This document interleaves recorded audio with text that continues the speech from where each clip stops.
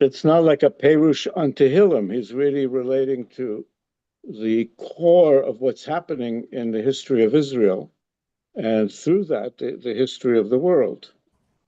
And of course, we see this extraordinary interplay now between Israel and the world, and and and Rav Kook relates to all that. So let's go back right into the text. We were sort of halfway through this particular explanation, historical explanation. And I really want to, if you have the, this is all, so I think it's all translated in the Boxer book, but okay. Again, it's a piece that's the title of the entire 6-part. This is like chapter 6, but it's not. It's like a little booklet with short chapters, and LeMahalach HaIdiot BeIsrael, explaining the process of the ideas, the ideology, the ideals in Israel. What has been the process of that? And the introduction before, in the pieces before, he explained that as all human beings in a certain way, but Israel is carrying the national idea of Israel. That's something that Israel, uniquely Israel. And with it, it comes out of a divine idea, a consciousness of the divinity. And the divine idea, the national idea. And in our history, it finally came to its integration at the time of Shlomo HaMelech, the first temple. And then we went into exile. We went into a little exile and then back the second temple. The second temple was like a preparation for the longer exile. And then we went through a really long exile. And here we are. Now he's writing, in the early 1900s, we're in the process of return from the exile. And that process of return is a unification, a reunification of the national and the divine idea. And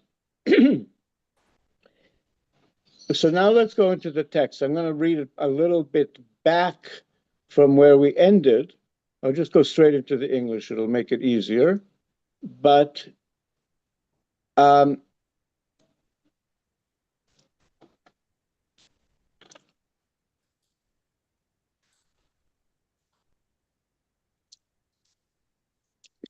stratosphere. Now, what is happening is both the divine and the national ideas, they're clashing like waves towards the course of their clear natural unification that's involved in the revival of the nation as the nation returns to its stronghold, to its land. The radiance of both temples, the first and the second, is now meeting, the light of that is now meeting the return to the land of Israel today. That light of the first and second temple is connecting with the light of the return. And even if the most secular people in the world have no concept of temple, this and that, but he's saying that's underneath it. All of that is what's happening is. And we are now coming to a place where we want to receive the divine light, not in the way the other nations have taken it, as we reestablish ourselves as a nation, and nor we don't want to carry this religious idea the way we did it in exile,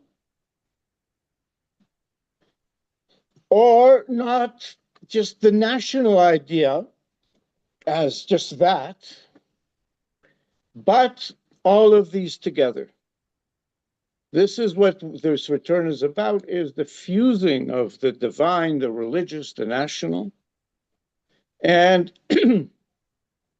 the banner of peace between these ideas, which these ideas, ideas is also ideals with an L, the national ideal, the religious ideal, the divine ideal, which in our destruction appeared isolated with different factions. The Zionists were the nationalists, the religious, and so on. Well, now it's time to raise the flag, the banner of peace between all of them. That's what the return to Israel requires in order for Israel to come to its fulfillment. And the subtext in that, we're not there yet. This is what's going on in this process. And here Rav Kook is getting, in a way, it's a prophetic voice. I mean, he was already in the time, but he's saying, in the land of revival, these forces and those who carry them, they will meet. And each one will find its counterpart, the completion of its soul's deficiency. The meeting will be such that each group will find that the other one offers it something that it needs for its completion. They each offer something to each other that helps complete each of them. That's the ideal way these are to fuse. And so he says, from the ancient world, the first temple, well, from there, the divine strength and the power, the might of that divinity will shine. And from the later era, the second temple, I don't see where well, maybe the second temple, yeah. Oh, I guess we don't get anything from the exile. This is what we got from the first and second temple.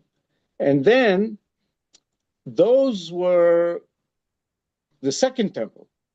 That was more individual grounding and refinement of detailed style will emerge, or something individual growth that the second temple encouraged. We have to understand that further, but we're not going to do it now.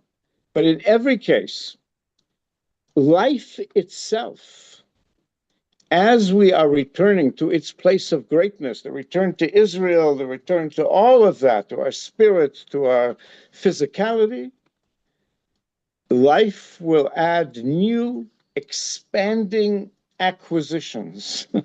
We'll develop we'll really grow, we'll really develop capabilities that are great. And what will happen? They will come with weeping. Boy, I don't think he knew how true that was.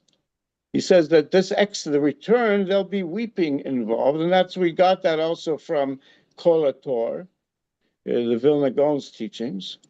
So a somber sorrow is still filling the hearts of the returning exiles as they are coming to their internal influence. Right now, the returning is coming out of sorrow.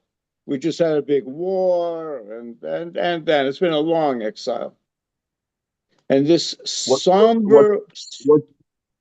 What's the source of "with weeping they shall come"? Probably the book of Psalms. I'm almost sure. Like it's a Tehillim. This somber sorrow, but no, it might be one of the prophetic ones. I think I'd have to look it up in English, in the Hebrew. It's Jeremiah. Directly in front of me. It's Jeremiah 31. No. Thank you very much. All right, Jeremiah. So it's mamish, Thank you, Naka. it's mamish in the prophetic.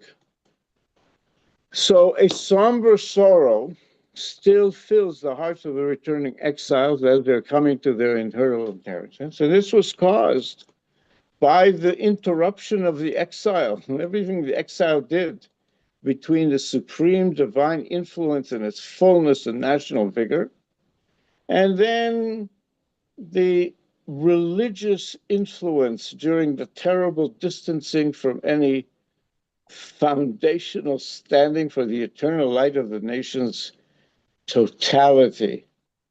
It's something that the religion that got created in the exile, it's got some, that's caused the somber sorrow. It's a sad religion. It's been carrying the mourning of it in that sense. That's the religion that came out of it.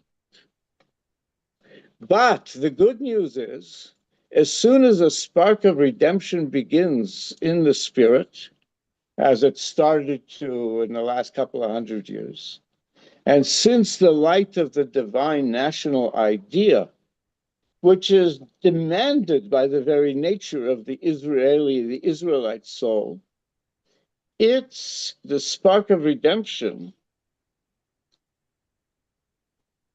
and it's coming forth, it's meeting its revelation through all religious and national streams. Oh, yeah, different, all right, it's coming forth, both Hey, in Rabbi, religious. let me add something interesting. So the last line in that pasuk from Jeremiah says, "And Ephraim is my firstborn son."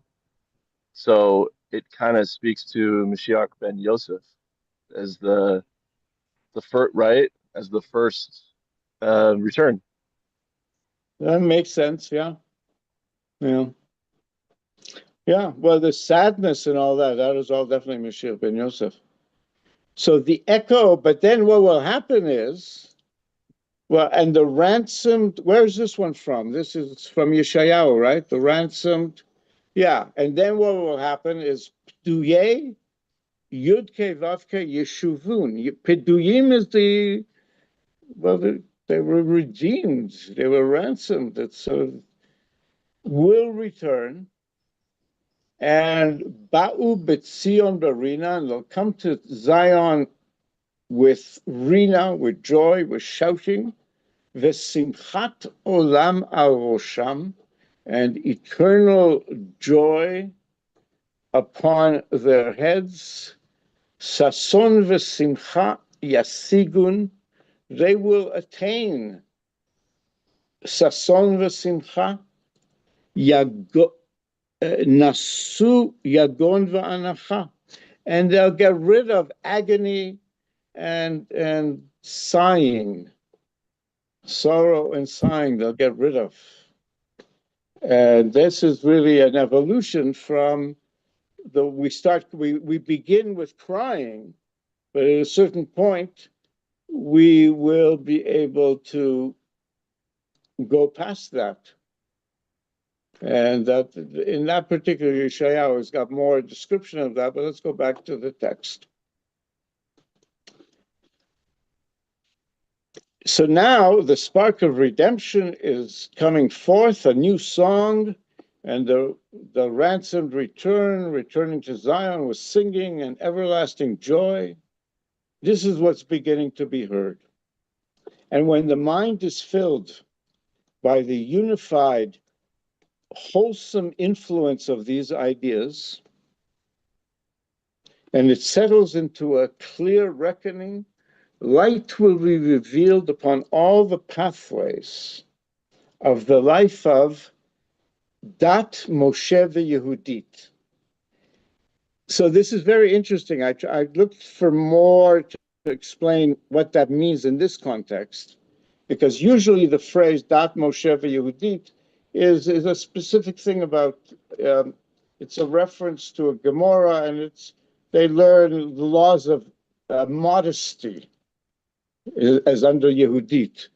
but Rav Kook means more than that with it. It's maybe a it, so what the machine told me, if I asked more about it, well, it said if you want to Kabbalistic ideas connected to Dat Moshe Yehudit, it gave a few. Hashra'at Shechina. It's about the indwelling of the divine presence. It's Moshe and Yehudit. It's of the inside and the outside, something like that.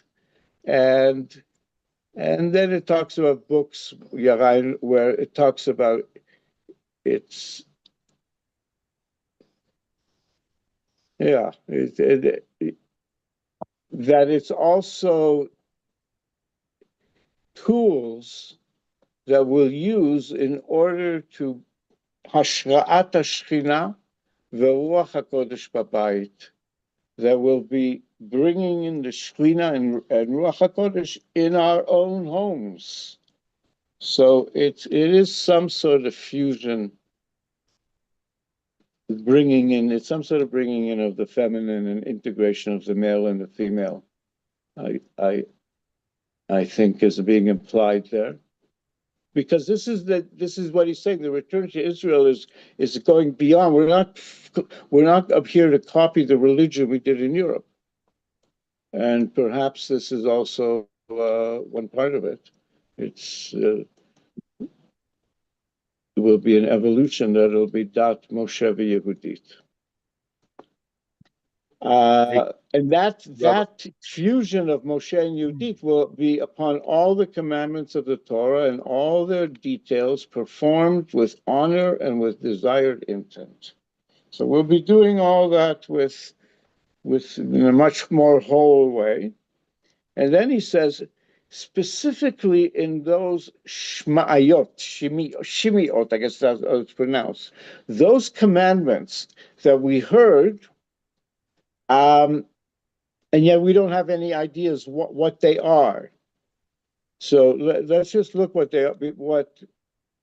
mitzvot what he's referring to, and then we'll go back to the text, because mitzvot shmiyot are, well, they're translated as revelatory, because they was revealed to us. We have no way of, we would never do it if it wasn't something we heard that we're to do. They're commandments that lack an obvious or intuitive logical rationale. The only reason we do them is because we heard them and we accept them as a divine decree. And we can't really question them or even rationalize them.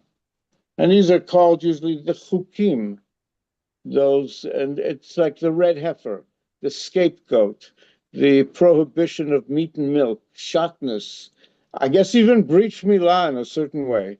It's like we would never think to do these things. And that's a whole category of mitzvot shimiyot. And so we're doing them just because we're obedient. So that's the category. Now let's go back into Rav Kook's discussion of this. And it's specifically in those shimiyot, statutes that we hear, we accept just because we heard them. They're commandments that do not stand in direct relation to manifest general human morality. Yeah, it doesn't seem to have anything to do with human morality, doing them. It's not, well, how does this make anything better? How is this the right thing to do? It's not part of that conversation. It's in those mitzvot that the divine light will really shine. This light is truly universal and yearned for by every individual, every beautiful soul, hidden within the spiritual, purposeful character of the national mark. That's a little. This is what is the very core of our nation, which is unique to our nation, that we can be in touch with the divine light, and especially those commandments which, because of that, we're doing them. It's our God connection. We have no reason. We only because of our connection to Hashem are we doing them. So in those ones, then there'll be. He says that's what's going to happen. The divine light will shine. There'll be a real illumination. And then, once the entire spiritual organ, the soul, with its mental and physical feelings, links with this general influence, I guess, by going beyond, then the consciousness is formed to know that every individual joins the whole, and every single act of the individual joins to define that individual's path of life and the stability of his character. I'm not sure how to explain that paragraph. I'd have to go to the Hebrew, and even then it might be hard. But he's saying that there's a way for us individuals to the prat to join the klal. And I guess those mitzvot, the shemiyot, is one way that we do that, because we're not doing it for our individual personal advantage in any way. And so we're purely doing it in connection to the larger, because it's the divine, it's a divine act, something like that. And then a simple, clear recognition grows, meaning will be growing. There'll be a simple, clear recognition in Israel that everything this synthesis brings is sealed with a full divine seal. And then the commandments return to shine with manifest divine light in the soul of every individual in Israel. That's the punchline here, that it will our spirituality will connect individually to the divine in such a way that then the practices that we do in connection with the divine, we won't be doing them out of rote. They'll be very strong spiritual experiences. They'll shine with the manifest divine light, and that's in each of our soul. So the practices will come alive.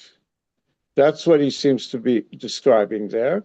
And the descriptions of how Rav Kook practiced Torah from people witness him, they say they got that feeling that every mitzvah as he was doing it was in connection with the divine light. It wasn't being done out of rote. Hey, before we move on, I just want to just really briefly read the pasuk that he's referencing in terms Sure. of, think about this description in terms of like the first return and Mashiach ben Yosef. So it says, they will come with weeping, they will pray as I bring them back. I will lead them beside streams of water on a level path where they will not stumble, because I am Israel's father and Ephraim is my firstborn son. No, that's such good news. That's pretty, think about that in terms of like the first, return, and they will come with praying, they will come with weeping. It's beautiful. Yeah. Yeah. Hooray. I mean, that's the good news. God, otherwise we'd be in big trouble given the fact that, that Antwerp is no longer safe for Jews, et cetera, whatever's going on. We have to realize, whatever. In every case, and then the heading is the return of the secular to the holy. And this spiritual illumination creates a flow of desire for connection to the material, practical realm. We want to express it in the material world, in the actual world, where the life force of the nation, that's been hidden for eternal generations. We haven't been practicing it. We've been just in the spiritual realm and minimally involved in the material, practical realm. But that's exile. In the land of Israel, this connection, desire to impact in the material, practical realm, this rises and it grows in holy splendor. And all those who abandoned the light of God because they left the foundational nourishment, the practical observance of Judaism, which is just, I guess, the observance of the religion and the religious actions and the rituals and all of that, well, they will return to us. This is they will return to Israel for the sake of its revival, the practical Judaism in all its fullness and majesty. All those people that said, I'm not interested in the religion, just the road to that, or just a ritual, he says they're going to drop all that and put all their efforts in the material, practical realm of returning to Israel, returning to the national idea. But this is the divine radiance being clothed in the garment of Israelite nationalism. That's what he's saying is happening now, is that's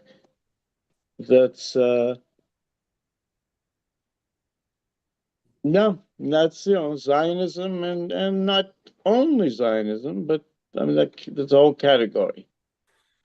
And in the treasury of great hidden ideas that were concealed within the community of Israel,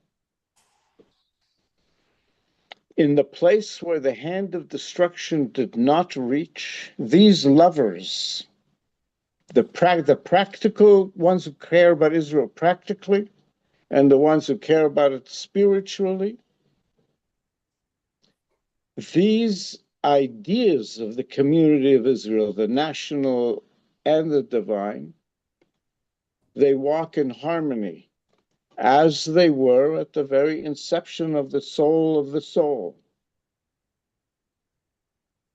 It says actually they're lovers, Dodim. And previously, this was the secrets of the Torah that was whispered only to those who could rise above the horizon of ordinary life.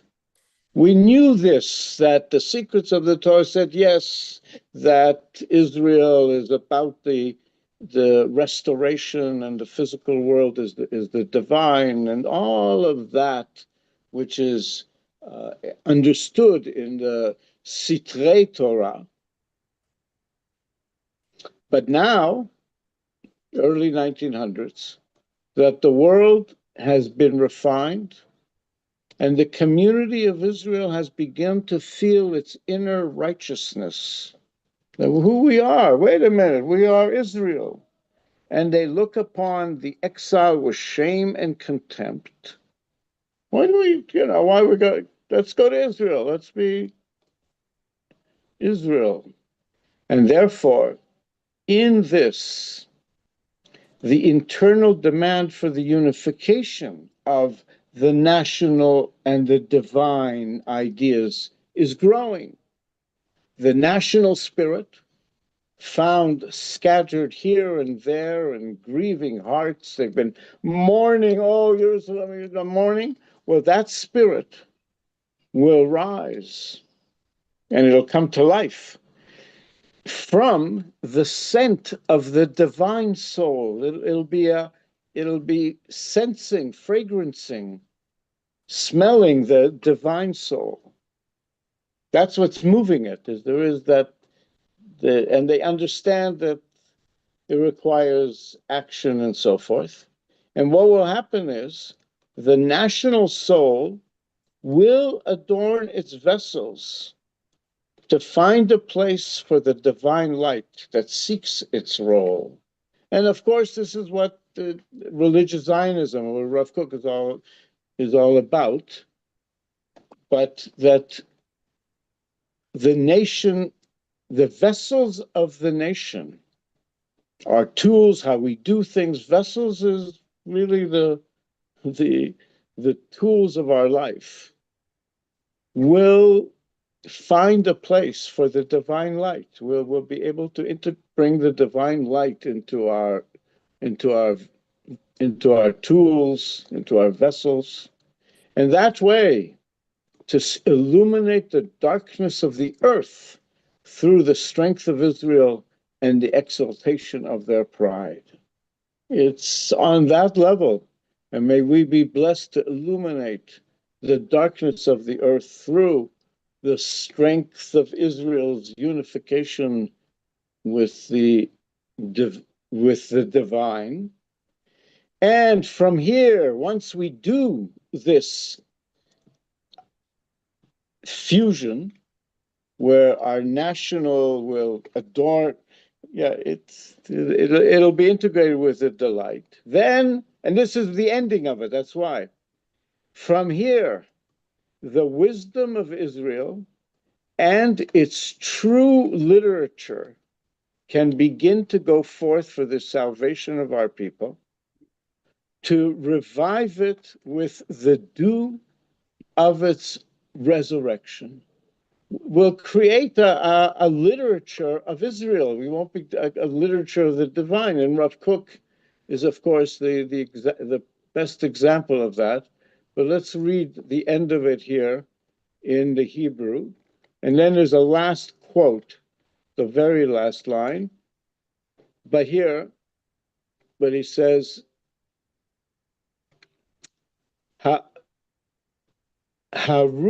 ha'le'umi, the national spirit, hanimtza choder v'pazur po v'sham belevavot v'nedavot, that is scattered and it's in all everywhere. It's like separated and with sad hearts. Yakum, the national spirit will awaken. And you understand how prophetic this is, actually, because here we are reading this now, and in the national state of Israel. Haruach ha'le'umi, the national spirit that has been found scattered, it'll arise and it'll come to life. Mireach haneshama ha'elohit, from the fragrance of the divine soul that will influence it. Haneshama ha'le'umit, yeah, and the national soul it'll make vessels in order to be able to find a way for the Oraha Elohit, the divine light, that is seeking its tafkidah. It has its purpose, that divine light, and it's seeking to fulfill it. And the Neshama Le'umit Israel will do that. We will fuse it. Leha'ir mechashkei aretz, in order to illuminate the darknesses on earth, al yedei kocham shel Israel, through the power, the strength of Israel, ve'romemut kranam, and the elevation of the crown of Israel. And so the blessing is really that we fuse the national and the divine in such a way that we really are able to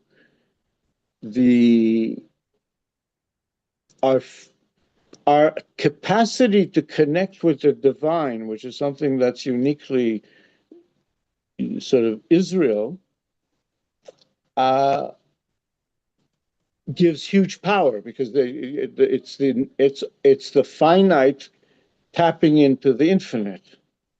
And in the infinite, well, there's no limit. And especially when we're materializing good and fulfilling God's highest desires and being part of that, well, then we'll really give the Orah Elohit, the divine light, its place to do what it's here to do. And that way will really illuminate the darkness of the world. So may we succeed in doing that. And then the last line he writes is from a medrash where he says, Tikatev zot ledor acharon. Write this, what I've just been saying, to the last generation so that they understand what they're about. But the Am Nivra, and the created nation, Yehalel Yah, will praise Yud-Keh. The national will praise God. Let's read the translation of that. Let this be written for the final generation and a people yet to be created. Let's go back. The Am Nivra. I'm not. That's a weird way to translate that. I think. I mean, given from maybe it could have made sense at that time. No, but this is Sifria. Maybe when Kook wrote it, but I think the implication is Am Nivra, the created nation, as the national, will praise Yud-Keh, and that fusion of the divine and the national will occur, and then the true wisdom of Israel, the Chachmat Israel, and its true expression in its literature and it's just in its expression,